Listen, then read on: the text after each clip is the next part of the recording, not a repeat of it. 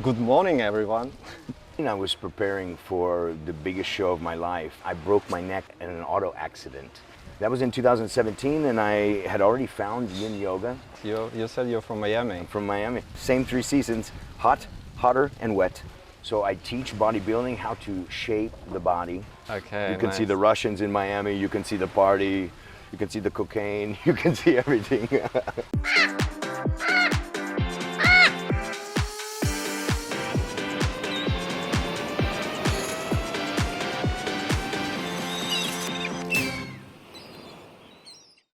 Hi, Julian.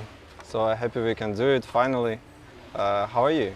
Good afternoon and happy freaking whatever day it is. Namaste.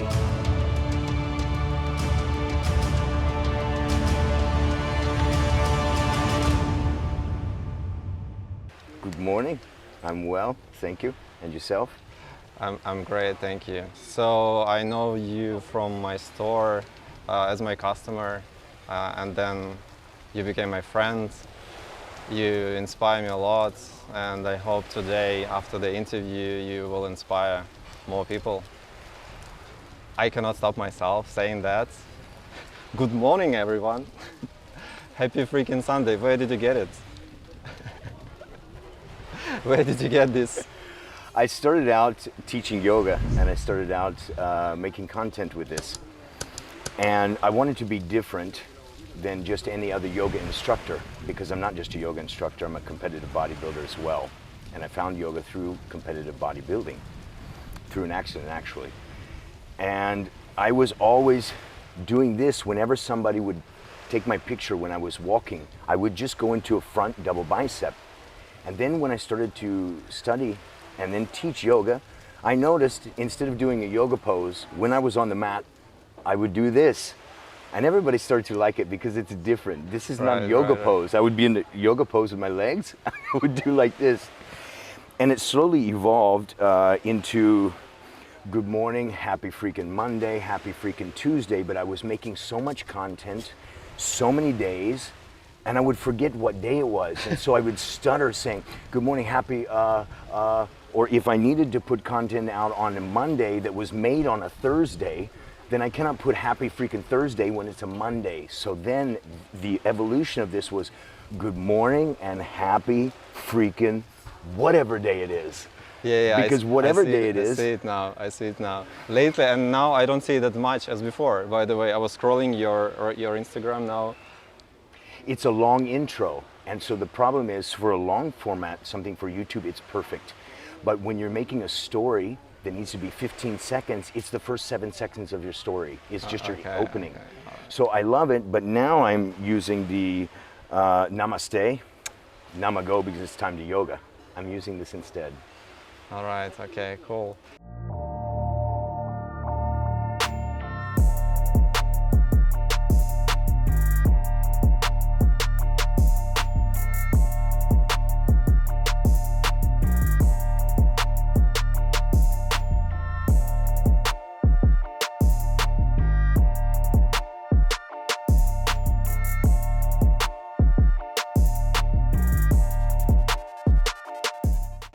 I wanted to start with the event held a few days ago, the competition of the bodybuilders.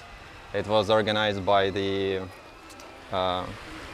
PCA, which is Physical Culture Associations. I know they do it in UK, in Spain, and it was this time in Thailand, here in Koh Samui. I came to cheer you up, and I know you was doing 2 categories, and you get 2nd place in the, what was the Masters Physique.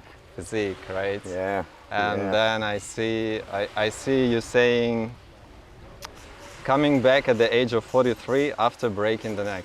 So can you tell about that? In 2017, I was preparing for the biggest show of my life. It would be my first Pro-Am debut, the 𝐤𝐴𝐻 Classic. I was living in Miami, preparing in Miami. The show was in California.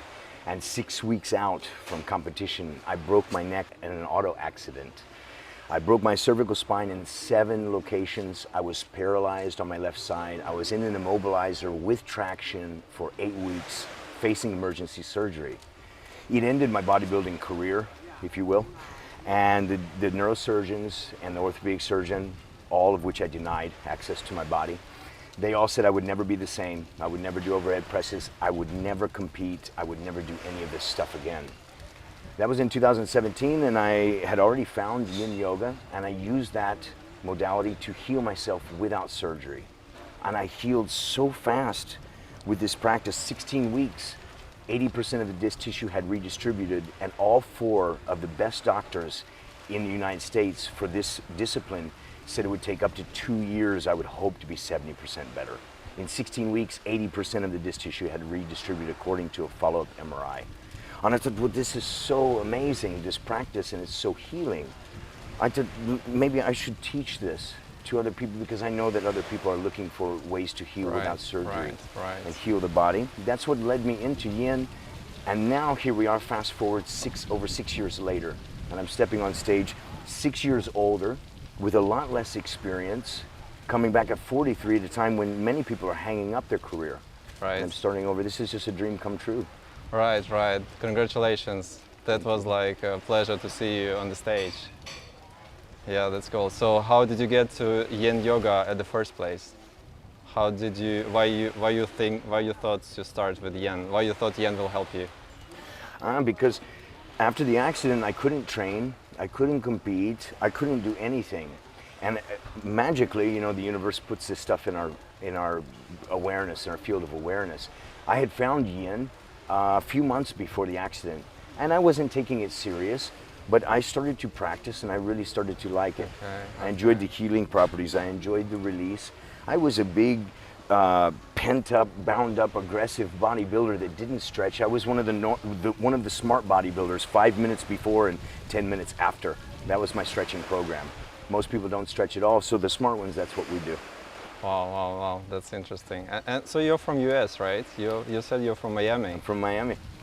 How? Same weather, same 3 seasons, hot, hotter, and wet. Right, and you did it professionally at the bodybuilding. That was your background? I was on a national level competitor, so I was qualified 2 times for nationals. So I wasn't professional, but I was one of the lucky ones. Before I became professional, I was not professional, I was a sponsored athlete.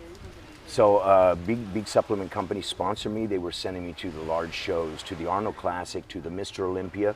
I wasn't competing on those stages yet. Those are some really big stages. I wasn't that good yet, but I was starting to get some traction in the industry. It was a dream come true, and I was holding it in my hand, and I was very, very close. I cannot imagine. I cannot imagine the feeling when it happened, when it broke. Yeah. And then the way to get back to the point, get back to life, right? So, and that accident happened in America, in US. It did. How are you? How come you're in Thailand now? This is an interesting question, and like Steve Jobs said, that you cannot connect the dots looking forward, but when you look back, you can see how every one of the dots connected. The accident, though it may be the straw that broke the camel's back, it also broke my routine. It broke my vision. And it sent me in a different direction. It's the best accident, the hardest thing I've ever been to, but it's the best accident that I could have ever asked for. The blessings that came along, it sent me along this path. It sent me into yoga. If you would have told me I would become a yogi, I would tell you you're full of it. There's absolutely no way I'm gonna do any of that spiritual stuff and all of this. I just went to yoga for stretching. Okay. And it led me in this direction. I have a funny saying I write sometimes, and a lot of the people, when they don't read the full story, they get upset when they just read the beginning of the caption and say, yoga ruined my life. Yoga did ruin my life, but it replaced it with a better life. Wow, that's interesting. But still, how come it's Thailand? You didn't get the question. I'm leading there. I'm leading up to it. So the accident happened, it led me to yoga. Yoga led me to healing my body in a rapid way, which led me into wanting to share the gift. So as soon as I was medically released to fly, as soon as I could medically fly, I started to look into where I could go to practice and further my studies of yoga. I thought I wanted to heal more, and I believe I want to teach. I was doing a lot of research, and I narrowed it down between 2 different schools and healing centers. One was in India. They offered 7 to 10 different activities per day, different styles and modalities, and there was one here in Pangan, the neighboring island. This is the time I know you. From those times you are learning yoga here in Before Pangan. I met you. This was in 2018. Okay. The accident happened in October of 2017, and just 16 weeks later, I was flying here as soon as the doctor said I could legally or medically fly. I was flying here. I did my research, I narrowed it down, but Wonderland Healing Center had 10 to 12 different activities per day, maybe 100 activities per week to study and try different methods of healing and yoga. And so I went and I immersed myself in the community there and studied and practiced everything that I could. And I said, yeah, there's really something to this. I want to teach. And when I arrived, I flew in to Phuket, and I took a bus to the ferry, and I took the ferry to the island, many hours to get there. I wasn't into spirituality, I wasn't into energy, I wasn't into yogi, I just was a bodybuilder practicing stretching. Right. I get off the boat and I wanted to take a picture with some significant other that I was with my partner. I wanted to take a picture. So I put my feet in the sand first time, and I felt something magic, some peaceful, deep, zenned out feeling I cannot put into words at the time because I didn't have the words to describe it. And I thought, there's really something special about this island, about this place. And I only stayed a few weeks to heal, but I did a massive amount of healing in such a short time. And when I went home, I feel like a piece of my heart or a piece of me was still with the island. I could not stop thinking about this island. I could not stop thinking about Thailand. It was your first visit of Thailand that time? It was my first international flight Oh, out wow, of the United really? States. I had only left the United States on the continent, a trip to Canada and a trip to Mexico. I had never been out of the United States. I just got my passport right before I came. Oh, that's interesting. So it's the same sand, the same pounds, but not the same. Same, but different. Same but different. Okay, so what are you doing now? What's your occupation now? Are you teaching yoga? Are you teaching bodybuilding? What exactly are you doing? Yeah, good question. It's both. It's a holistic practice of fitness. So I teach bodybuilding how to shape the body through diet, nutrition, exercise, weight training. And I also teach yin yoga paired with the bodybuilding, and that's how you keep the body supple and mobile, and you don't destroy your connective tissue in the pursuit of muscular gain. I pair the two together. It's a perfect marriage. Two things that seem like polar opposites, because bodybuilders don't like yogis. Lengthen and lighten and brighten and let your heart shine. What does that sound like to a meat-eating, juiced-up bodybuilder? And yogis look at bodybuilders like a bunch of meat-eating, juiced-up, walking muscles. So they don't like each other, but they're two harmonious practices that deserve to be married. Just the point they don't know, they don't understand. That's it. They don't understand each other. Don't understand. So for me, it's good because I'm a wolf in sheep's clothing. I can marry the two industries, and I connect with the bodybuilders because my love and my heart has been in bodybuilding since I was a child. And because of the accident, my heart is in bodybuilding, but I think like a yogi.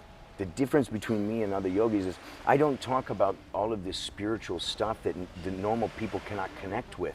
I understand it, I've seen it, but I don't talk about it because it's not necessary. If you come for stretching, if you come to release the body, if you come for just some healthy, deep stretch practices, the spirituality, the spiritual aspect of it, you're going to get anyway. I don't need to tell you all of this holy mumbo jumbo. I don't need to tell you a bunch of language you're not going to understand and stroke my ego and sound so wise and so gifted and not connect with you. I'm going to teach you target area, the place we're going to stretch, and just the simple act of moving your body through these physical postures, you will begin to realize that you speak to yourself different in your mind, and that critical self-talk discourse that goes on when nobody else is listening.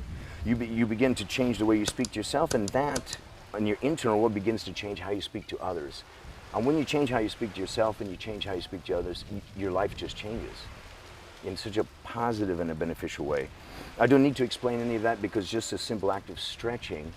Why stretching? Simple act of stretching, it releases tons of bound up stress, unnecessary muscular tension in the body. We're holding tension, so much tension in places that we don't need to because of lack of stretching.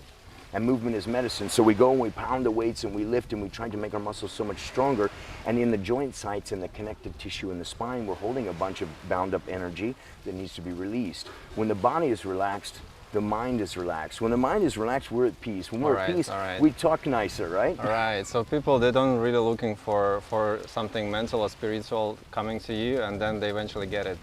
They want it or not. Yeah, you're gonna get it what you need. You're not gonna get what I think you need. You're not gonna get some rhetoric or some hard to understand discourse. You're gonna get good stretching, and it's gonna bring about whatever else in life that you need to supplement your path. So who comes to you? Who are you teaching to? I live in Pattaya and I teach at the Mecca of bodybuilding in Southeast Asia, the best gym in Southeast Asia and maybe the best in the world. Not only because of the size and the equipment and the weather, but the community, unbelievable community of helpful professionals, pro bodybuilders, content creators, unbelievable. It's Muscle Factory in Pattaya. And the beautiful thing about Pattaya is, besides the weather, oh my God, the weather is so good because it's less humid. It's better than here? It's even better. I hate to say it, this is my home, this is my love. I hate to say it, it is 10 times better than here because we have a breeze today, but maybe not tomorrow. Every day in Pattaya is a sea breeze and every day is less humidity. And the sea breeze pushes the rain away, so we get 1/4 of the rain that you get, while the land still remains fertile. Oh, wow, okay. So I'm teaching there, and the beautiful thing about Pattaya is we're so close to Bangkok. So I deal with a lot, I have a lot of clients, and most of my clients, they have made their money in life, and they've done well for themselves already, but in the pursuit, usually, of finance, one of the other areas of life is usually neglected or needs a little bit of love, and that's usually going to be the physical aspect. Because when we're busy hustling and we're busy making money and we're busy working all of these crazy hours, we don't have time for fitness, we don't have time for the right diet. So I get clients that come to me that have done well financially and they're looking, and they're aged between 40 and 70, and they're looking to put some love back in the body, to to add some longevity and some years in their life, to allow them to do the things that they want to do that they can now financially afford. It puts them in an opportunity to feel good, to be healthy, and to look their best while they're in a beautiful place with great weather. So it doesn't mean someone who is looking to be a bodybuilder or a yogi, right? Just people who are like set up financially and just looking for the body to set up to, right? Yeah, I teach. It kind of runs the gamut, but it seems I didn't carve out a specific age range or niche or type of person or client, because I teach yoga all over the world. I teach yoga all over the world to everybody, every walk of life. Anyone who needs yoga, I'm willing to teach. And as I went to the gym to prepare for competition, I realized that many people, they wanted training also. So I began to train them also, and I just took who was interested in me.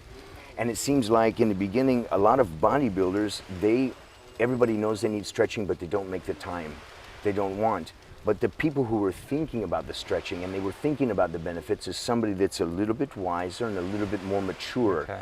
And they're thinking, okay, and now I need to take care of the body. All right. So I'm open for bodybuilders, and now after everybody sees the result of the yoga, I start to get more professional athletes and more bodybuilders. But it started basically with businessmen who were looking to add some years to their life and add some value to their body. That's interesting. We made some advertisement. Can you tell about the fittest yogi? What is that? Yeah, I was traveling the world. I started an account to document the travels and to pair bodybuilding with yoga. And the thing that sets me apart as a yogi is that I'm a bodybuilder as well. And I tried many different names, and just the fittest yogi, it really stuck. So you can find me on Instagram, on Facebook, on YouTube, on TikTok, the fittest yogi. I'm sure many people will. And so Thailand, what do you like the most about Thailand? what you don't like about Thailand. Do you think Thailand is your home now, or what's your plans about Thailand? To get there faster, what I like about Thailand, to get there faster, I would have to say what I don't like about Thailand. It's a much smaller list. What I don't like about Thailand, I don't like the idea of having to ever leave Thailand. That is the only thing I don't like about Thailand. Thailand is my home. Maybe I was Thai in a past life, if you believe in that kind of stuff. I felt a deep sense of peace the moment I put my feet in the sand, and every time I go somewhere else in Thailand, I have a big bike. I've ridden all over Thailand preparing for a world tour on a big bike. I have a Honda Africa Twin, an adventure motorcycle. I put 25,000 kilometers all over the country of Thailand, and I still fall in love with every new place that I go. I don't want to leave. I need to leave maybe to see something new, and I just cannot seem to pull myself away from here. The food, the culture, the kindness, the patience, the weather, the palms, the value, the cost of living, the people that I meet, the friends I come across, the opportunities, the business, the bodybuilding, the ease of access, and the appreciation for all of the foreign tourists and all of the foreigners, expats that live here. For me, I'm in love. I'm just absolutely in love with this country in a way that I have not felt before, and Thailand has opened its doors and given me a place to not only heal my mind and my body, but to grow a business and to meet some of the best people that I can find, and to expand in so many areas that I never thought possible.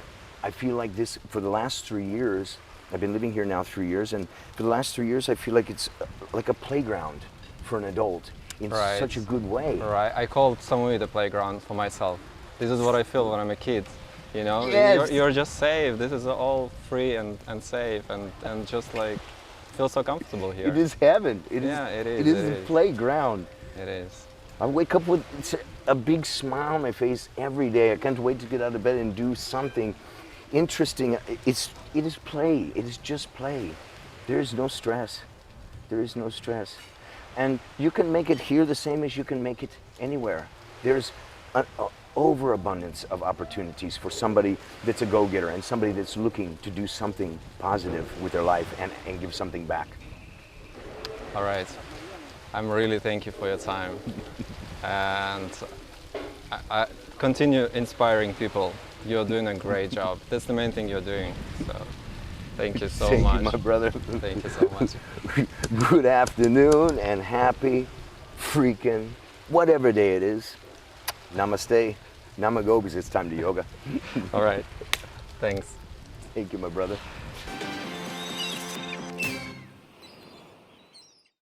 It's very well. It's very well. Wow, I didn't know your story. This, a part of all of this, I want to know the story. Wow. Interesting. So interesting. Yeah, because I see your Instagram, and then I see like your life starts here. Like I don't see your life before. It's like separated in two. On this one, yes, but on the one I'm on now, which is Julian Tellier, you can go and you can see the life before. You will see. It says 1,200 posts on that one. Oh, okay. It's from 2014. You can see the evolution of Julian. Evolution of Julian. Okay. You can see the Russians in Miami. You can see the party. You can see the cocaine. You can see everything. I cannot even imagine the life there in Miami. Yeah, for you, I think it's two different lives. It is the same. You live it's two lives just, in one body. It's the same. It's just more clean and more healthy here, and less different priorities, different values. I don't give a shit about. We don't do the camera. This is we don't put in the interview already. All up to you. It doesn't matter.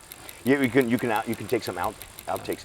I don't care about $800 bottle of Creed cologne. I don't care about Giuseppe Zanotti shoes, some bullshit like this. I don't care about driving Corvette or something, or buying shit, as Gary Vee says, buying shit to impress people that you don't even like.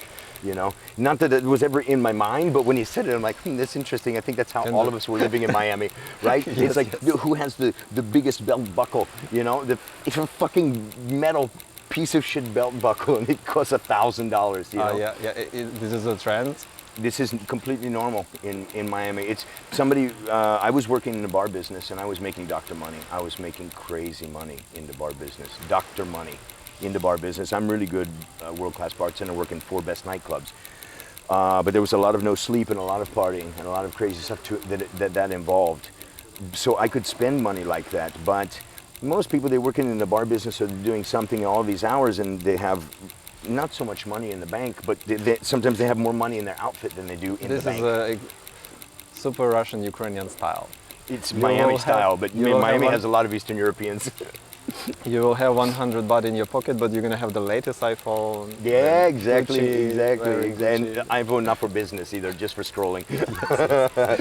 We are making business with iPhone, that's why it's important. And I like here when it's you look at the road, it's like full of millionaires in the real life, and you don't know who is who because nobody cares anything. Everybody just wearing flip-flops and old shorts because they don't care. Yeah, I fall in love with the island. It's half Russian DJ party animals in the south, and in the north it's a bunch of judgmental hippie yogis.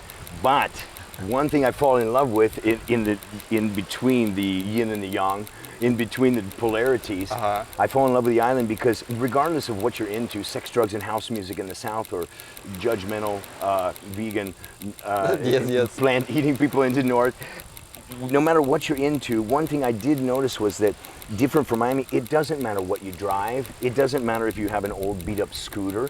It doesn't matter if you don't have any shoes on. Your friend's gonna pull up, pick you up, jump on, hey, let's go to the drum circle. Hey, let's go to acro yoga. Hey, let's go to this party.